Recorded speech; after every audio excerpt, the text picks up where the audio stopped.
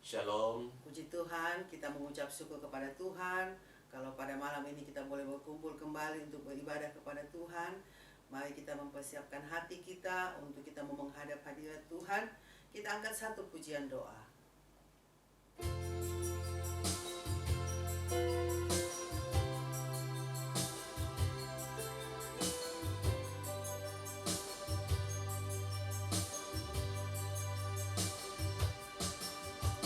Kau hiasi kehidupanku dengan kemurahan-Mu. Kau rancangkan masa depanku penuh dengan harapan.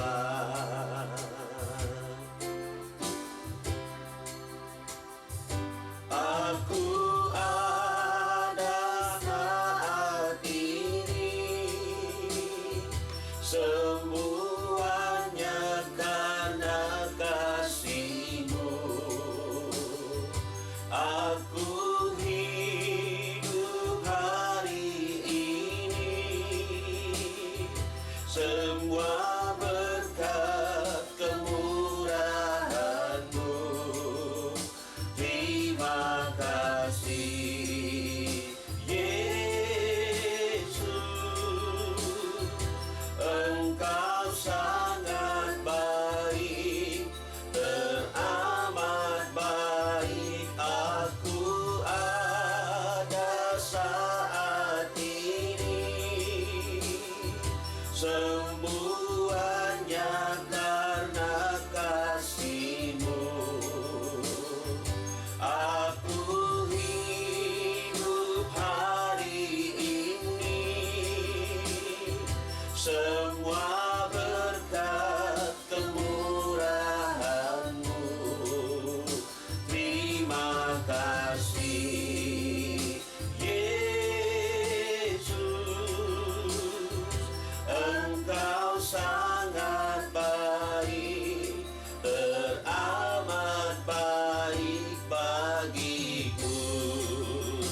Yesus, Engkau sangat baik, teramat baik bagiku. Kami serahkan kepada hamba-Nya untuk buka kita dalam doa. Umat Tuhan, kita satu dalam doa. Buaya dari pihak kita kepasai. Malam ini kami bersyukur Tuhan memberikan waktu bagi kami untuk bertemu dalam hadirat Tuhan melalui channel YouTube ini, untuk beribadah dan belajar kebenaran firman-Mu, khususnya mempelajari kitab Wahyu. Sebelum kami belajar kebenaran-Mu, kami rindu berbakti, memuliakan, membesarkan nama-Mu. Tuhan, hadirlah Engkau menguduskan dan melayakkan kami masuk dalam hadirat-Mu. Entahkah para pelayan-Mu yang melayani, seberapa umat yang mengikuti ibadah malam ini, kami mohon berkat urapan dan pengudusan daripada-Mu, agar ketika kami ada dalam hadirat-Mu, kami boleh berbakti, memuliakan, membesarkan nama-Mu, dan kami diberkati oleh Tuhan. Seluruh sarana prasarana pendukung, alat-alat, jaringan, perangkat, semua diberkati oleh Tuhan. Pagari kami dengan kuasa-Mu, tempat kami beribadah, segala pekerjaan setan, iblis, kuasa roh jahat yang coba mengganggu, menghalangi ibadah kami pada malam ini, dalam nama Tuhan Yesus kami tolak dan perintahkan dia keluar pergi. Darah Tuhan Yesus berkuasa yang membungkus dan menguduskan kami. Samina halibita kustalkan tetnai. Terima kasih Tuhan, terpujilah nama-Mu. Kami mau masuk dalam hadirat-Mu, berbakti, memuliakan, membesarkan nama-Mu, dan menyenangkan Engkau. Dan hamba-Mu tabiskan ibadah pendalaman Alkitab malam ini di dalam nama Bapa, Anak laki-laki, dan Roh Kudus, yaitu Tuhan Yesus Kristus. Haleluya. Sebuah kita yang percaya, kita Tuhan berkata, amin. Puji Tuhan, kita akan memuji-muji nama Tuhan. Kita angkat satu pujian.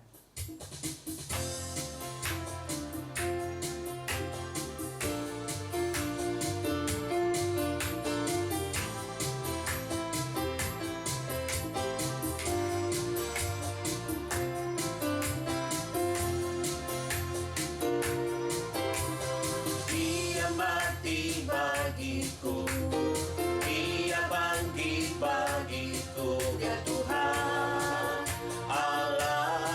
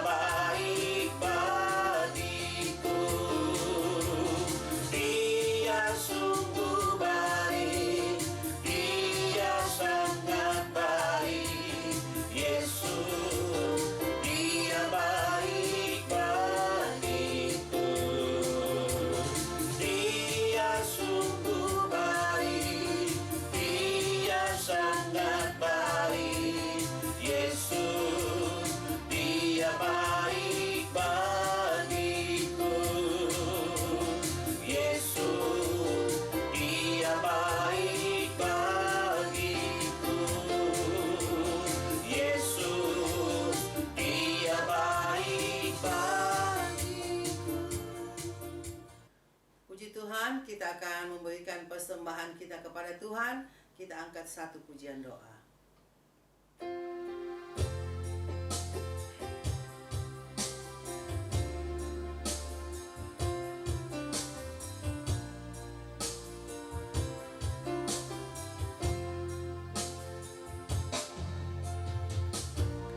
Dengan apa ku membalas kasih-Mu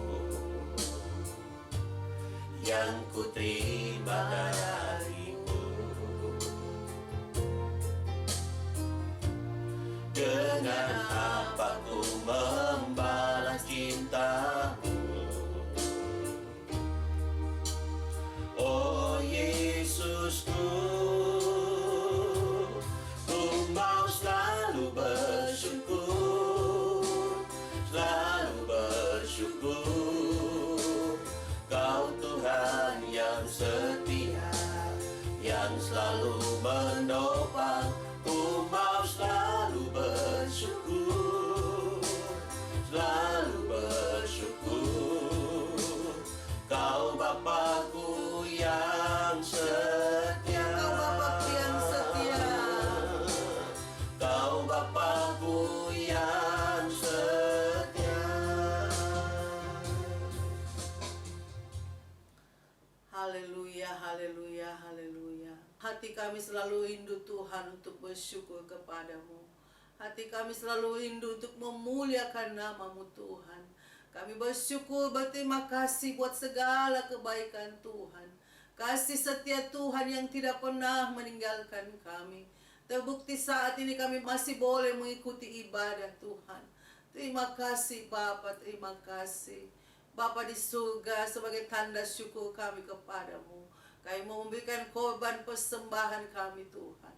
Kuduskan hati kami Bapa, sehingga kami memberikan kepadamu dengan penuh sukacita. Tuhan, berkati hamba-hamba-Mu, anak-anak-Mu, dalam segala usaha pekerjaan mereka yang berbeda-beda. Berkati pelayanan hamba-hamba-Mu Tuhan. Dan biarlah benda-benda mati yang kami persembahkan ini Bapa, boleh menjadi jiwa-jiwa yang hidup yang dapat memuliakan nama Tuhan.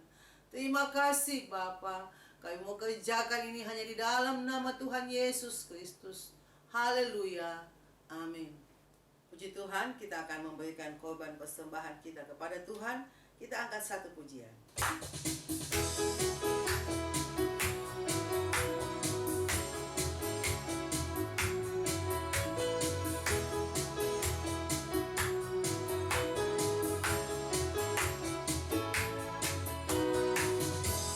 Kasih setiamu nyata bagiku,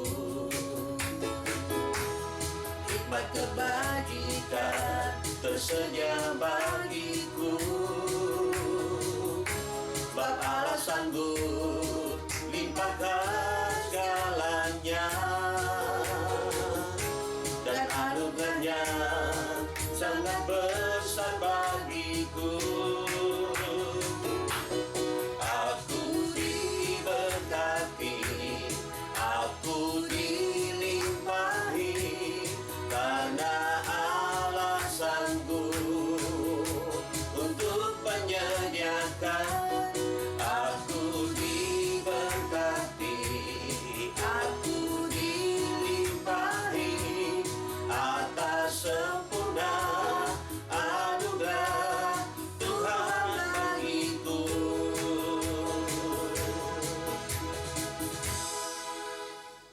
Puji Tuhan, Tuhan memberkati persembahan kita kepadanya. Dan saat ini kita mau mendengarkan firman Tuhan. Kita angkat satu pujian doa.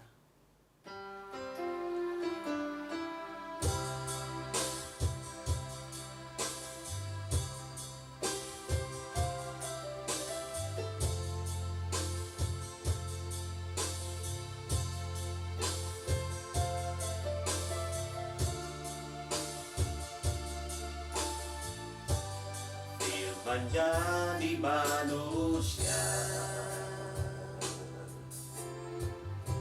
diam di antara kita. Ada hidup terang bagi manusia.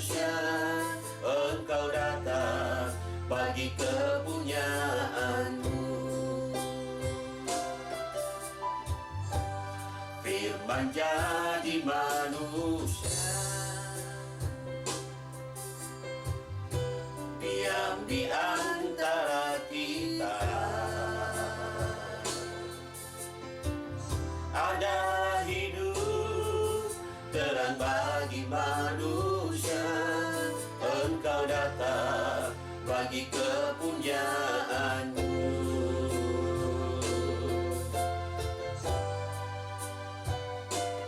Yesus, Kaulah Juru Selamatku.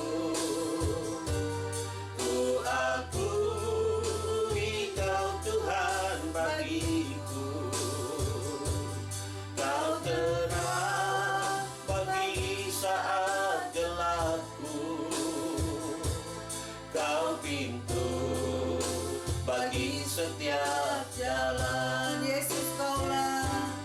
Yesus, Kaulah Juru Selamatku.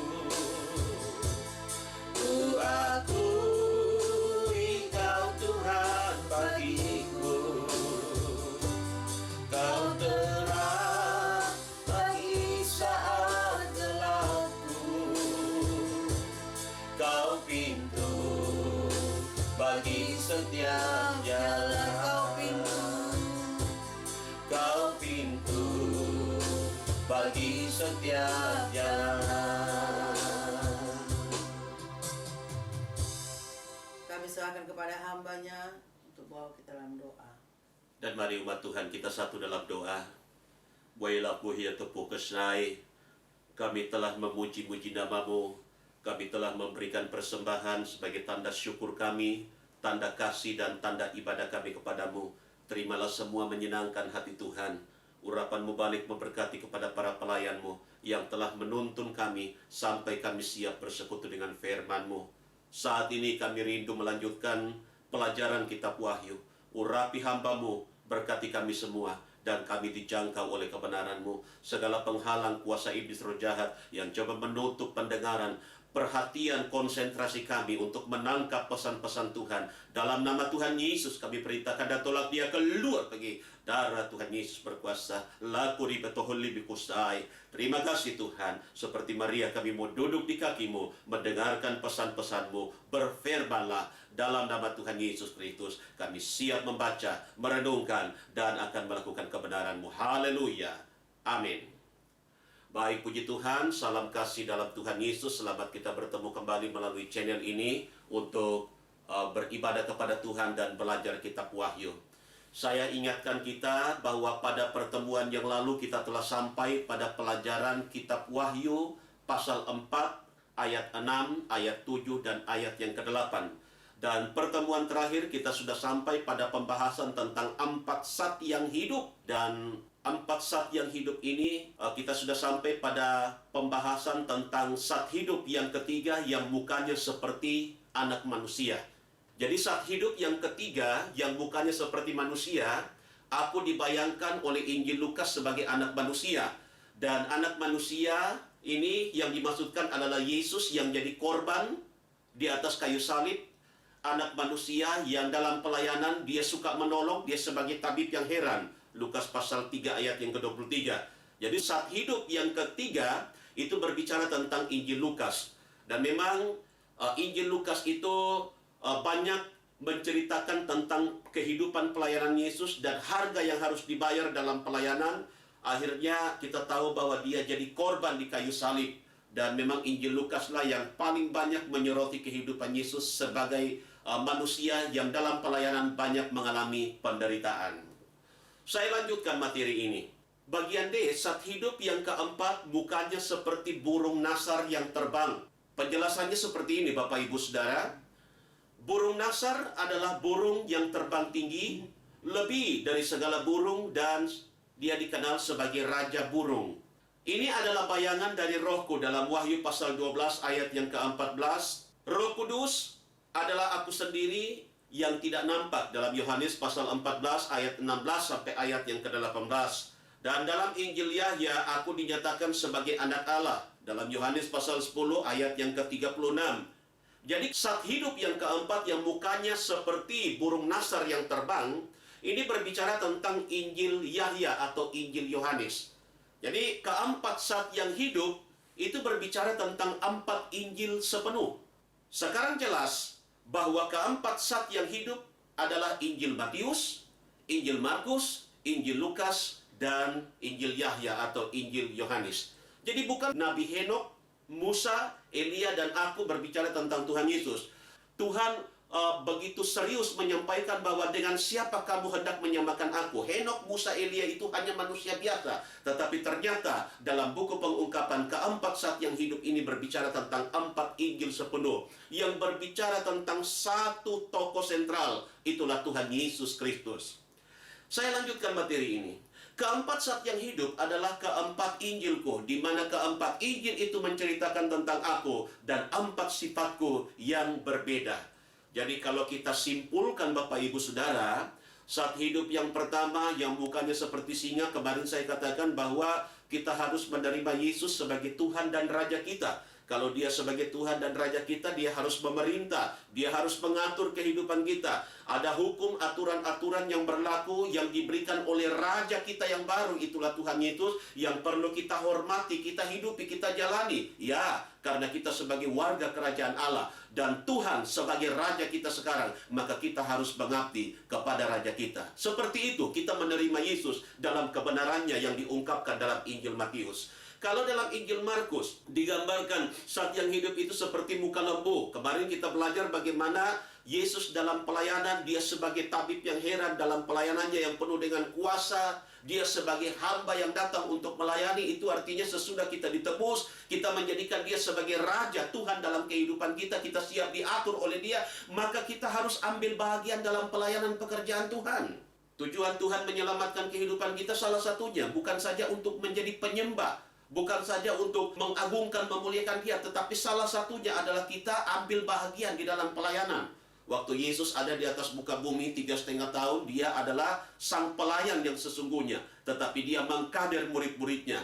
Dan entah sudah berapa banyak pemuritan yang sedang terjadi hari-hari ini. Dan melalui channel YouTube ini, malam ini kita belajar kebenaran firman Tuhan. Pesan ini juga hendak diperdengarkan bagi kehidupan kita. Mari, jadilah duta-dutanya Kristus. Mari kita ambil bagian dalam pelayanan. Di tempat kita berjemaat, di tempat kita bergereja, di tempat komunitas kita masing-masing, ambil bagian dalam pelayanan. Kalau kita ambil bagian dalam pelayanan secara aktif, saya mau katakan kita sudah menerima Yesus dalam kebenarannya seperti yang diungkapkan di dalam Injil Markus. Lalu zat hidup yang ketiga yang kemarin kita pelajari, bagaimana zat hidup itu digambarkan muka seperti manusia. Ya, tadi saya sempat menjelaskan di awal pertemuan kita bahwa anak manusia ini datang untuk melayani dan dia banyak menderita. Memang ketika kita melayani pekerjaan Tuhan, ketika kita terima Yesus sebagai Tuhan dan Juru Selamat kita, sebagai Raja, maka ada harga yang harus kita bayar. Banyak tantangan, banyak proses, banyak pergumulan yang harus kita hadapi. Tapi seperti Yesus taat kepada Bapaknya, dia taat sampai mati tergantung di kayu salib. Itu adalah wujud persembahan yang berbau harum kepada Bapaknya. Saya mau katakan, mari, kalau kita harus diperhadapkan kepada bayaran harga, ada proses, ada salib yang harus kita pikul. Mari kita minta kekuatan dari Tuhan, supaya kalaupun kita harus memikul salib, maka kita kuat, kita mampu. Di balik salib itu tersimpan kemuliaan yang besar. Ketika kita taat dalam proses dan kita bertahan di dalam pembentukan Tuhan, maka semakin berat proses itu, semakin besar kemuliaan yang Tuhan akan nyatakan dalam kehidupan kita.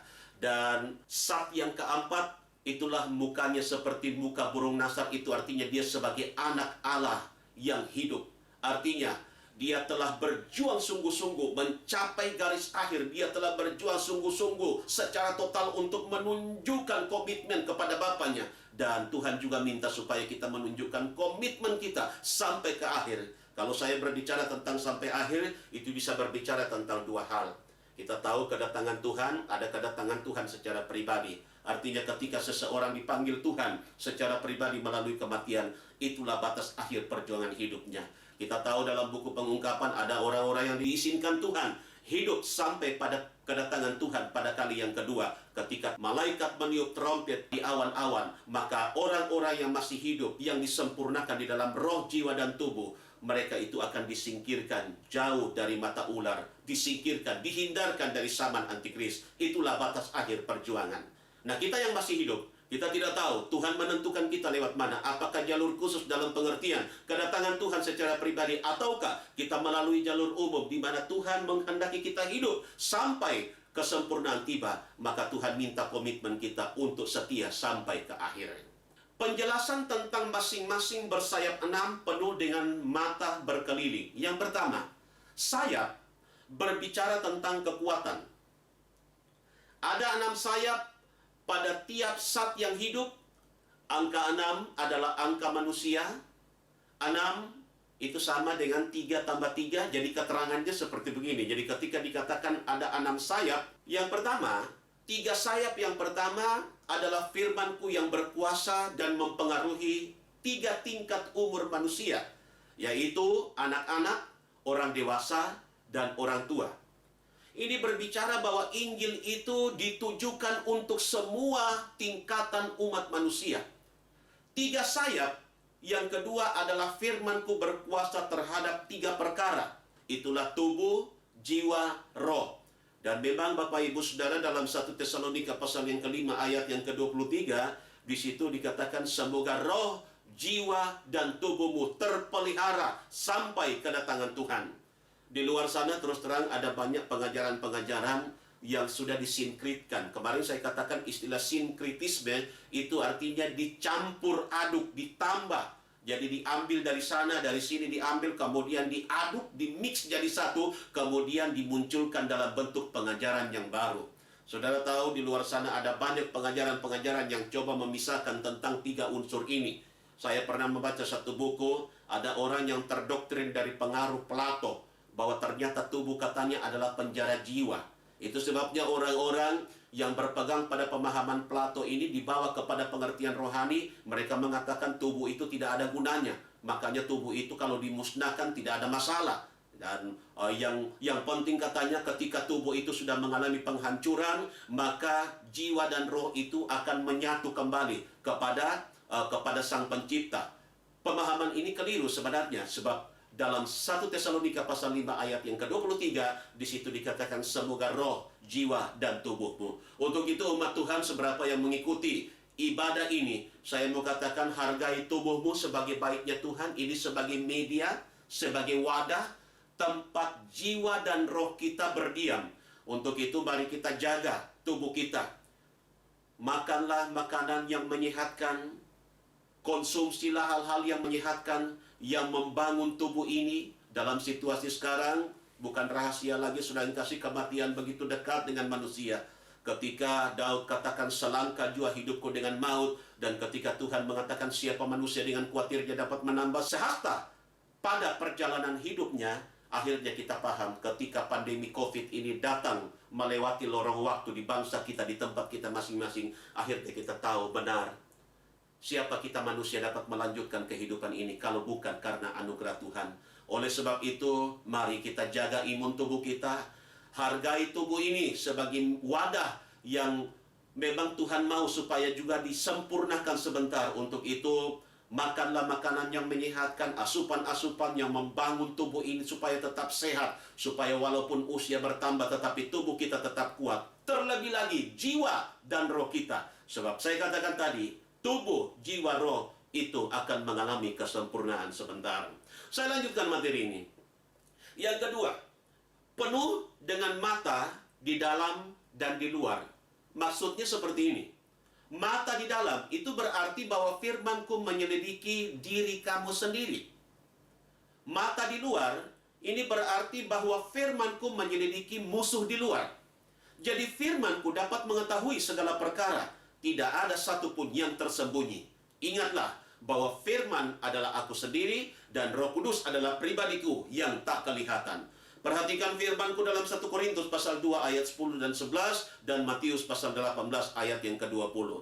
Jadi kalau saya bisa tambahkan sedikit Bapak Ibu Saudara, dalam buku pengungkapan yang sedang kita pelajari ini, bahwa memang firman Tuhan itu punya kuasa yang luar biasa. Bahkan dalam kitab Ibrani di situ dikatakan dapat menceraikan sumsum dengan tulang. Itu luar biasa. Artinya apa? Tidak ada yang terselubung di mata Tuhan. Firman Tuhan itu firman Tuhan yang berkuasa luar biasa. Saudara tahu ketika firman Tuhan berurusan dengan manusia, maka dia bukan berurusan pertama dengan fisiknya, tapi dia berurusan dengan hati. Manusia bisa bersandiwara, manusia bisa menutup dengan rapi, bisa menyamarkan dengan rapi apa yang ada dalam hatinya. Tapi firman Tuhan mengetahui sampai ke dalam batin kita.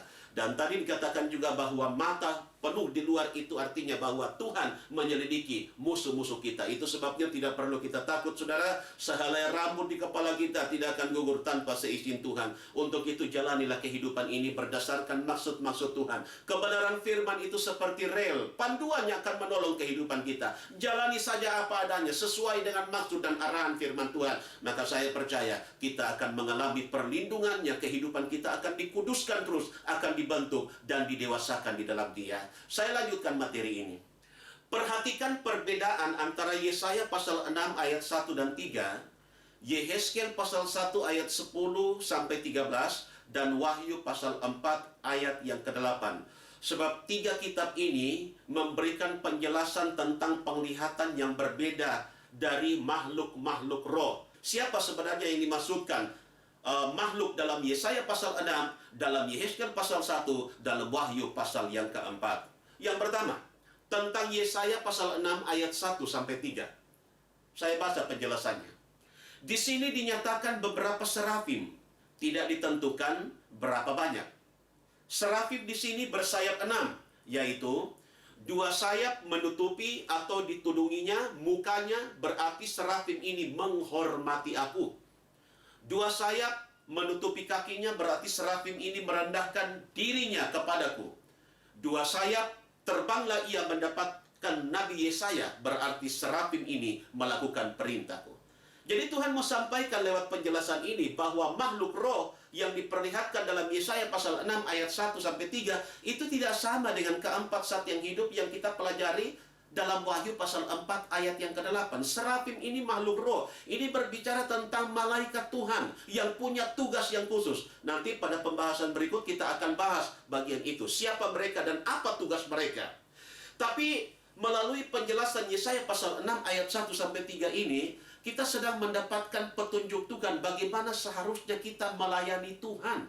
Serafim ini makhluk roh yang memang ditugaskan di dekat aras Tuhan sebagai pelayan, dan 2 sayap dipakai untuk menutupi atau menudungi mukanya. Ini berarti serafim menghormati aku. Seharusnya seperti itu. Kita pun sebagai pelayan. Pelayanan yang Tuhan percayakan bagi kehidupan kita adalah pelayanan karena kita mau menunjukkan penghormatan kepada Tuhan. Dengan apa kita membalas kasih dan kemurahan Tuhan. Kemarin saya katakan dalam pelayanan bahwa kita ini seperti carang zaitun hutan yang dicangkokkan kepada pokok. Pemberontakan bangsa Israel menyebabkan beberapa carang dipatahkan. Mereka pada waktu itu seolah-olah dibiarkan Tuhan untuk sementara, lalu carang zaitun hutan itu berbicara tentang bangsa-bangsa di luar bangsa Israel. Itu masuk dalam bilangan keselamatan. Itu artinya apa? Kalau kita sudah diselamatkan karena kasih karunia Tuhan. Saya mau sampaikan ketika kita mendapatkan anugerah Tuhan, sebenarnya kita tidak layak mendapatkannya. Maka dengan apa kita mengungkapkan syukur kita, mengungkapkan terima kasih kita. Kita ambil bagian dalam pelayanan. Dan seperti penglihatan dalam Yesaya pasal 6, maka serafim menghormati aku. Maka pelayanan yang kita berikan kepada Tuhan adalah pelayanan yang menghormati Tuhan. Saudara tahu pelayanan itu adalah pelayanan yang kudus. Karena Tuhan itu kudus. Jadi saudara baca dalam Yesaya pasal yang ke-6, serafim itu terbang kemudian berkata, kudus, kudus, kuduslah Tuhan. Ya, pelayanan adalah pelayanan yang kudus. Kita harus menunjukkan penghormatan kita kepada Tuhan. Untuk itu kepada para pelayan, Bapak Ibu Saudara, saya, kita semua yang mengikuti ibadah pada malam ini, mari Lihatlah pelayanan itu sebagai pelayanan yang kudus, karena Tuhan yang kita layani adalah Tuhan yang kudus. Sebagai bentuk penghormatan kita atas pelayanan yang Tuhan percayakan, maka hidup kita harus kudus. Kita harus melayani dalam kekudusan Tuhan. Saya mau sampaikan, kalau kita melayani dalam kekudusan Tuhan, kita akan memandang Tuhan, kemuliaan Tuhan, Tuhan akan nyatakan, Tuhan akan teguhkan pelayanan kita. Dua sayap menutupi kakinya, ini berarti Serafim merendahkan diri. Ya, tidak menutup kemungkinan ketika kita selesai melayani, ada hasil dari pelayanan kita. Maka Tuhan mau supaya kita jangan seperti kacang yang lupa akan kulitnya. Kita harus kembalikan semua puja-puji, kemuliaan, bahkan penghargaan yang diberikan oleh manusia. Katakan, kami ini hamba-hamba yang tidak berguna. Suatu ketika, 70 murid kembali dari pelayanan dan mereka melaporkan. Mereka katakan, guru, setan-setan juga takluk kepada kami. Tuhan Yesus bilang apa? Aku juga melihat iblis jatuh seperti kilat dari langit. Tapi jangan kamu bangga karena setan takluk kepada kamu. Tapi bersyukurlah karena namamu tersurat dalam kerajaan surga, dalam kitab kehidupan. Itu artinya apa, saudara? Ketika kita sudah berhasil, katakan semua karena anugerah Tuhan. Semua karena anugerahnya. Semua karena kemurahan Tuhan. Kalau kita dalami sebenarnya Bapak Ibu Saudara, makna dari dua sayap menutupi kaki, kerendahan hati, sikap merendahkan diri di hadapan Tuhan. Saudara tahu ada banyak pelajaran berharga, pelajaran mahal dari tokoh-tokoh orang-orang yang disebutkan namanya, yang pernah lupa untuk merendahkan diri di hadapan Tuhan, dan harganya begitu mahal. Kita pernah belajar dalam kitab Daniel bagaimana Nebukadnezar, seorang yang dipakai Tuhan menjadi alat untuk menghajar, untuk menghukum umat Tuhan pada waktu itu. Tapi ketika dia berlaku sombong, maka Tuhan merendahkan dia. Bahkan saudara tahu penjelasan dalam kitab Daniel, di situ dikatakan dia hilang ingatan. Dia anggap dirinya seperti lembu, dikasih makanan enak tidak mau makan. Dia makan rumput. Ini hanya penjelasan bagaimana kondisi orang-orang yang berlaku sombong. Tuhan lepas tangan, kemudian iblis sesuka hatinya untuk mengganggu dia. Bapak Ibu Saudara, ketika kita berhasil dalam pelayanan, rendahkan hati kita. Mari, semakin kita dipakai, semakin kita merendahkan hati. Saya senang ada falsafah ilmu padi.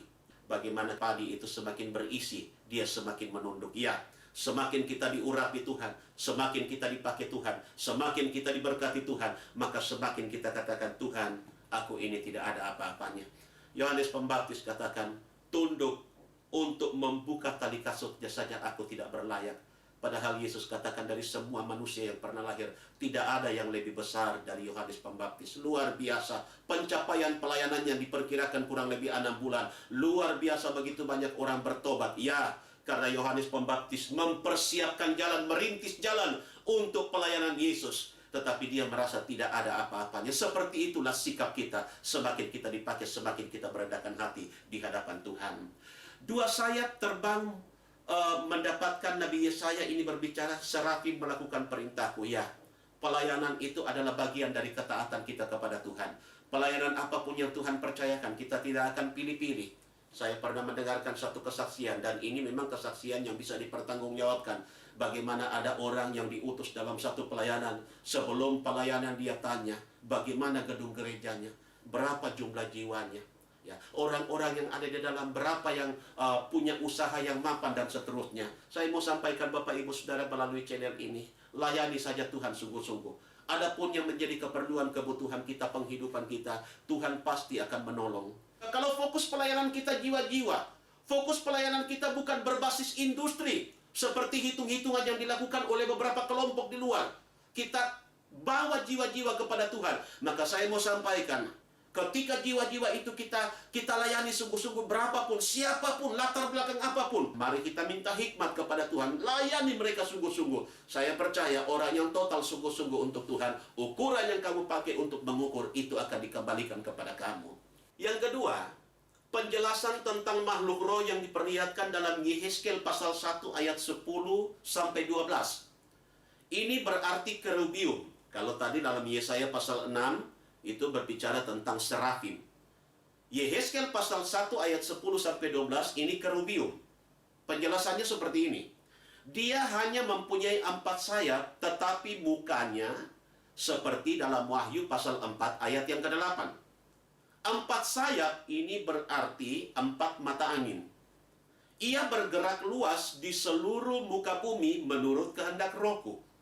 Ia tidak berada di aras Allah, seperti dalam penjelasan Yehezkiel pasal 1 ayat 3 sampai 4. Jadi kalau kita perhatikan, makhluk roh yang diperlihatkan dalam Yehezkiel pasal 1 ayat 10 sampai 12, walaupun di situ penggambarannya dikatakan punya 4 sayap dan mukanya seperti Wahyu pasal 4 ayat yang ke-8, tetapi penjelasannya di sini dia hanya punya 4 sayap. Dan itu berbicara tentang 4 mata angin. Ia bergerak luas di atas seluruh muka bumi. Ini berarti dia menurut kehendak Rohku. Ia tidak berada di aras Allah. Padahal penglihatan yang diperlihatkan kepada Rasul Yohanes di Pulau Patmos dalam Wahyu pasal 4 ayat yang ke-8, makhluk roh yang diperlihatkan 4 saat itu berada di aras. Berarti ada perbedaan. Berarti yang dimaksudkan dalam Yehezkiel pasal 1 ayat 10 sampai 12 itu bukan 4 saat yang hidup. Yang ketiga, tentang Wahyu pasal 4 ayat yang ke-8. Penjelasannya seperti ini. 4 saat yang hidup berarti 4 Injil sepenuh berada di sekeliling aras, penuh mata luar dan dalam. Masing-masing punya 6 sayap, penuh dengan mata berkeliling luar dan dalam. Jadi dapat dilihat perbedaannya, yaitu yang pertama, Yesaya pasal 6 ayat 1 sampai 3 ini berbicara tentang serafim bersayap 6. Tidak tentu banyaknya, tidak sama dengan 4 saat yang hidup. Yehezkiel pasal 1 ayat 10 sampai 13 berbicara tentang kerubium bersayap 4 dan berada di bumi, tidak sama dengan 4 saat yang hidup. Wahyu pasal 4 ayat yang ke-8 berbicara tentang 4 Injil sepenuh berada di sekeliling aras Allah, tidak sama dengan serafim dan kerubium. Kenapa Tuhan perlu memberikan penjelasan dalam buku pengungkapan ini? Supaya kita hamba-hamba Tuhan, orang-orang yang sudah masuk dalam pelayanan, jangan kita terlalu memaksakan untuk menafsirkan. Padahal Tuhan sudah ungkapkan rahasianya bahwa makhluk roh dalam Yesaya pasal 6 itu tidak sama dengan Wahyu pasal 4 ayat yang ke-8, dan makhluk roh yang diperlihatkan dalam Yehezkiel pasal 1 ayat 10 sampai 13 itu bukan seperti yang dimaksudkan dalam Wahyu pasal 4 ayat yang ke-8. Jadi serafim, kerubium itu berbeda dengan 4 saat yang hidup yang diperlihatkan, yang sedang kita pelajari, sedang kita lakukan pendalaman dalam buku pengungkapan ini. Ternyata itu berbicara tentang 4 Injil sepenuh. Itu berbicara tentang pribadi Yesus dalam penampakan yang berbeda, dalam wujud yang berbeda, dalam sifat yang berbeda. Tadi saya sudah sampaikan Injil Matius, Yesus sebagai Raja. Injil Markus, Yesus sebagai hamba yang datang untuk melayani. Pelayanannya penuh dengan kuasa, kuasa kebangkitan untuk memulihkan, untuk menolong orang. Injil Lukas berbicara Yesus sebagai anak manusia yang datang untuk melayani, tetapi mengalami begitu banyak penderitaan. Dan Injil Yohanes berbicara tentang Yesus sebagai anak Allah yang hidup. Dalam Yesaya pasal 6 ayat 1 sampai 3 dan Wahyu pasal 4 ayat yang ke-8 berisi 2 pujian yang berbeda. Yesaya pasal 6 ayat 1 sampai 3 berisi pujian tentang Allah dan kemuliaannya. Sedangkan Wahyu pasal 4 ayat 8 berisi pujian tentang Allah dan kuasanya. Jadi melalui penjelasan buku pengungkapan ini kita diingatkan agar supaya kita berhati-hati ke depan dalam pelayanan, agar supaya jangan kita memaksakan untuk mengartikan sesuai dengan logika kita, sesuai dengan konsep kita. Kemarin saya katakan banyak membaca bagus, pengetahuan bertambah, tapi tidak semua pengetahuan-pengetahuan yang kita dapatkan itu bisa dipaksakan untuk masuk sebagai bagian untuk menguraikan kebenaran firman Tuhan. Kalau kita punya filter, kita punya kepekaan roh, kita bertanya kepada Tuhan, maka Tuhan akan menyampaikan dengan rohnya, ini masih berkenan kepadaku, oh ini sudah tidak sesuai. Dan kalau kita hormati, kita taat, saya percaya kita menjadi hamba-hamba yang menjunjung tinggi kebenaran.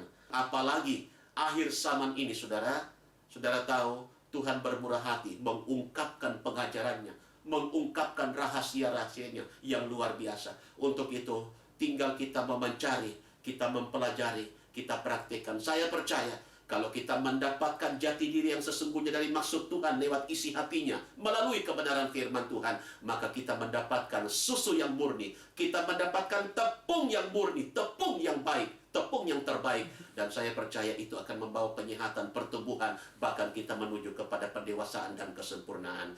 Kesempatan lain kita sambung. Tuhan Yesus memberkati kita dengan firman-Nya. Dan mari kita siapkan hati kita untuk masuk dalam penyembahan kepada Tuhan. Umat Tuhan, saya jemput kita berlutut semua dan kita nyanyikan satu pujian. Ya, sekedar mengingatkan kembali Bapak Ibu Saudara yang begitu rindu untuk dipenuhkan dengan kuasa Roh Kudus, Saudara bisa menyerah sungguh-sungguh.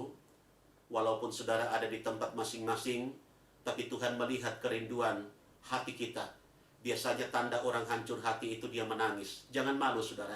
Kalau Saudara rindu dipenuhkan dengan kuasa Roh Kudus, mintalah. Tuhan akan membaptis Saudara dengan kuasa Roh Kudus-Nya, karena Roh Kudus itu sudah dicurahkan di loteng Yerusalem kurang lebih 2000 tahun yang lalu pada peristiwa Pentakosta. Dan saudara yang sudah dipenuhkan dengan Roh Kudus, sebentar pada waktu kita masuk dalam penyembahan, kita menyanyi dengan akal, kemudian kita menyanyi dengan roh, dalam arti bahwa pujian yang akan kita nyanyikan tetap notasinya, tetapi kita pakai bahasa roh, dan sesudah itu kita masuk dalam penyembahan. Kita nyanyikan pujian ini, Ku Sanjung Kau di Tempat Tinggi.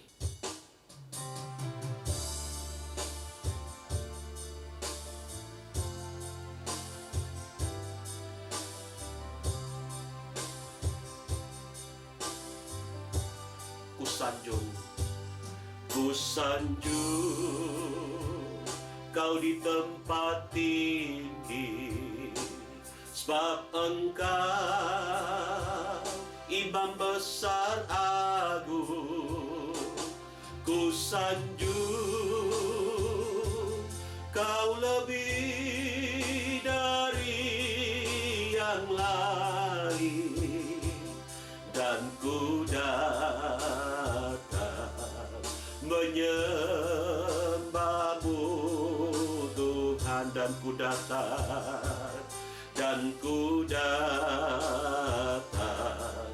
menyembahmu Tuhan. Haleluya. Sesudah kami mendengarkan firman-Mu, doa kami materaikan kebenaran-Mu di hati kami. Bawa kami terus untuk mengerti rahasia-rahasia kebenaran-Mu, agar kami diperkaya, pengetahuan kami bertambah, iman kami bertumbuh. Kami rindu Tuhan didewasakan dan disempurnakan. Untuk itu, biar kami kuat mempraktekkan, melakukan apa yang menjadi kehendak-Mu Tuhan. Saat ini, kami rindu masuk lebih dalam untuk menyembah Tuhan. Kuduskan kami, dan biar penyembahan menjadi bakaran dupa yang berkenan kepada Tuhan. Pekerjaan iblis kuasa roh jahat yang coba mengganggu, menghalangi kami untuk menyembah Tuhan, dalam nama Tuhan Yesus Kristus kami tolak dan usir dia keluar lagi. Darah Tuhan Yesus berkuasa. Terima kasih Tuhan, kami siap menyembah Tuhan dalam nama Tuhan Yesus Kristus. Haleluya. Aku menyembah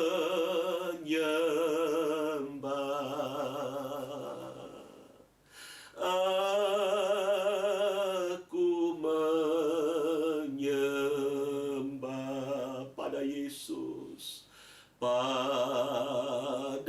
Yesus, Juru Selamat. Aku menyembah. Lahir dahsyatlah-Mu, kasailah Ratna. Hudishaldam Amikarab Slat Naiham Kasyai Tonne nella lori tonna la patonica tu quintalese. Haleluya. Tunita dalo batong kamanayata dadalawayaturu. Samana malawalawa kontari bihito di katabinialay. Haleluya, haleluya. Rolita kapatu di hatulinanta da sansa da madabalikan omini homli kun sari binalayay. Hurdi so dinalalam manabatokan sari binay. Tada paton na binikon dala pagpidihitstan kiribitun talapahas sambari ketelu. Nari dala patokan sana pedeli. Dototo dala hamada bato kami atu dihasai. Mari umat Tuhan, naikkan penyembahanmu kepada Tuhan. Jangan ada yang jadi penonton, jangan ada yang berdiam diri. Ini saatnya engkau memberi makan bagi rohmu yang sudah penuh dengan Roh Kudus pakai bahasa lidah. Sembah Dia, haleluya, haleluya. Lori tanala batuhum ni ketoda bilakos ada batakana ada balai. Honda na to binelay bini ketoda bilihis ketoda wala wala wat ketoda bani ketoda bani. Urdi sadala lore to malapatun ha. Patok mana batulih to kasena lo badayo to na bayay. Minin Lord, ito na namatong nilikusan mo, Lord. Hallelujah. Tataka patulihit tuloy kung hata na binikusan, likot na namay kung na binikus. Hurdi, so nalalori kong tanay. Manabato ko pinanita penhansa na betukumli. Iyarata na pato na hambat si kinibinihit, Lord. Ito ka manalapatan hay na katanamay. Glory, hallelujah. Glory, hallelujah. Sa mini-mini-no, di katanabatasan sa namanay. Kita masih ada dalam hadirat Tuhan. Mari umat Tuhan ambil waktu sejenak. Beberapa saat. Ceritakan semua apa yang menjadi kerinduan dan isi hatimu kepada Tuhan. Engkau yang membutuhkan sesuatu, mulailah bercerita kepada Tuhan. Pakai bahasa roh berkomunikasi kepada Tuhan. Sama nama lori kata minuku. Jadi pitulah bandu ya kata mahu sama. Glory, hallelujah. Sama betul lapu ya kore mahatunggi betul Krishna. Glory, hallelujah. Glory, hallelujah. Terima kasih Tuhan. Terima kasih Bapa. Terima kasih Yesus. Terpuji nama Roh Kudus. Terima kasih. Terima kasih Tuhan Yesus. Penyembahan dan doa-doa pribadi selesai. Umat Tuhan disilakan duduk kembali. Dan kita mau siapkan hati kita masuk dalam doa syafaat. Kita nyanyikan satu pujian, Kami Perlu Kau Tuhan.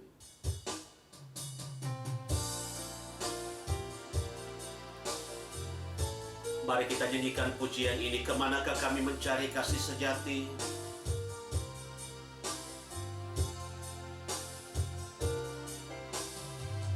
Kemanakah kami mencari kasih sejati. Kemanakah kami berseru saat badai datang menderu. Yang kami tahu hanya Kau yang mampu pulihkan segala sesuatu. Mari umat Tuhan katakan, kami perlukan keajaiban-Mu. Kami butuhkan sentuhan tangan-Mu. Kami tak dapat jalan sendiri. Kami perlu Kau Tuhan. Kami perlu Kau Tuhan. Kami perlukan. Kami perlukan. Kami perlu Kau Tuhan. Doa syafaat dalam kasih Kristus, Ibu Margareta. Mari kita berdoa. Segala puji, hormat, kemuliaan hanya bagi-Mu Bapa di surga. Bapa yang kami sembah di dalam nama Tuhan Yesus Kristus. Pada saat ini Tuhan kami naikkan pujian syukur. Terima kasih Bapa. Di mana Tuhan sudah memberkati kami melalui ibadah kami pada saat ini Tuhan. Kami percaya kebenaran yang tertabur itu boleh tertanam dalam hati kami.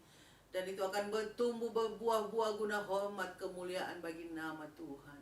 Terima kasih Bapa. Saat ini Tuhan kami datang kepadamu membawa segenap kerinduan hati kami, segenap pergumulan kami kepadamu Tuhan. Kami bawa kepadamu Bapa akan semua anak-anakmu, hamba-hambamu yang mengikuti ibadah online saat ini. Tuhan kenal apa yang menjadi kebutuhan keperluan umatmu Tuhan. Tuhan kenal apa yang menjadi pergumulan mereka Bapa. Karena itu Tuhan lawati mereka satu persatu. Apa yang menjadi beban pergumulan mereka Tuhan nyatakan kuasa-Mu, nyatakan pertolongan-Mu. Yang sakit Tuhan jamah sembuhkan, yang lemah Tuhan kuatkan, yang susah Tuhan hiburkan, yang dalam kekurangan Tuhan cukupkan segala kebutuhan keperluan umat-Mu. Terima kasih Bapa. Bapa di sorga kami tetap berdoa Tuhan, buat pelayanan pekerjaan-Mu dimanapun berada, melalui media apapun Tuhan. Tuhan berkati pekerjaan-Mu, berkati pemberitaan Injil dimanapun Tuhan. Bapa di sorga berikan kekuatan bagi hamba-hamba-Mu, berikan kemenangan, berikan penghiburan bagi mereka Bapa. Terima kasih Tuhan, terima kasih. Bapa di sorga kami berdoa buat bangsa negara kami. Engkau melihat keadaan bangsa kami. Karena itu Tuhan nyatakan pertolongan-Mu Bapa. Biar kiranya pandemi ini boleh segera berlalu Tuhan. Biar kiranya wabah ini Tuhan segera angkat dari tengah-tengah bangsa kami. Sehingga bangsa kami boleh kembali membangun, baik pembangunan fisik terlebih pembangunan rohani. Biarlah terjadi pertobatan besar di tengah bangsa kami. Terima kasih Bapa, terima kasih. Kami tetap berdoa buat pemerintah kami Tuhan. Mulai dari Bapak Presiden sampai ke pemerintahan di pelosok desa. Tuhan berkati mereka. Pakai mereka menjadi alat-Mu Tuhan untuk memulihkan bangsa negara kami. Terima kasih Bapa, terima kasih Tuhan. Kami menyerahkan segenap kehidupan kami ke dalam tangan kasih-Mu. Biarlah perlindungan Tuhan tetap menyertai kami. Terima kasih Bapa. Kami mengucap syukur dan berdoa hanya di dalam nama Tuhan Yesus Kristus. Haleluya. Amin. Dan mari umat Tuhan, saya jemput kita berdiri semua. Kita akan tutup ibadah kita. Kita nyanyikan ref dari pujian ini. Bagi Dia segala pujian.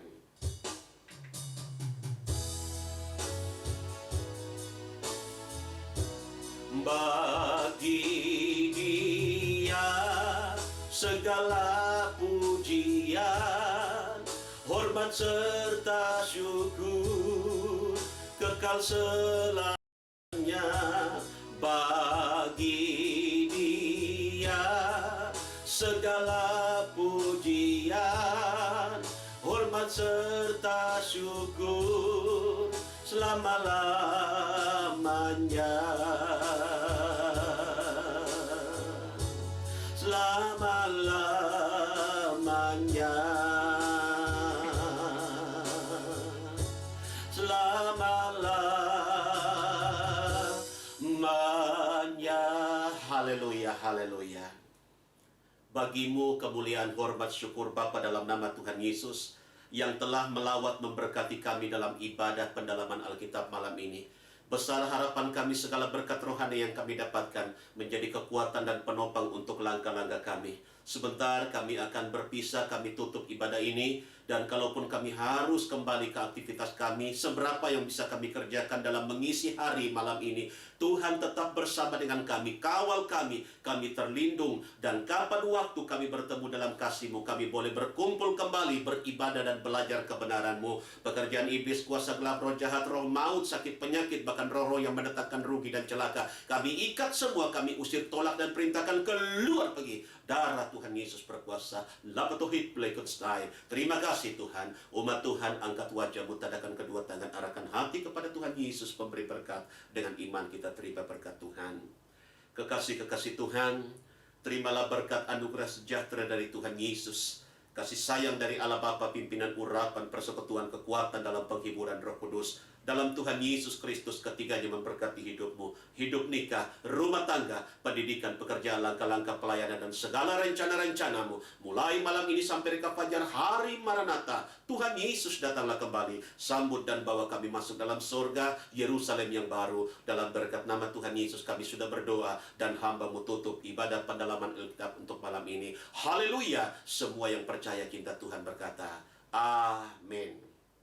Baik, puji Tuhan, ibadah kita telah selesai, dan jika ada pertanyaan yang akan disampaikan, Bapak, Ibu, Saudara-saudari, kiranya dapat menulisnya pada kolom komentar pada channel YouTube ini, dan akan dijawab pada waktunya. Sampai jumpa pada pertemuan selanjutnya. Tuhan Yesus kiranya memberkati kita semua. Selamat malam dan shalom.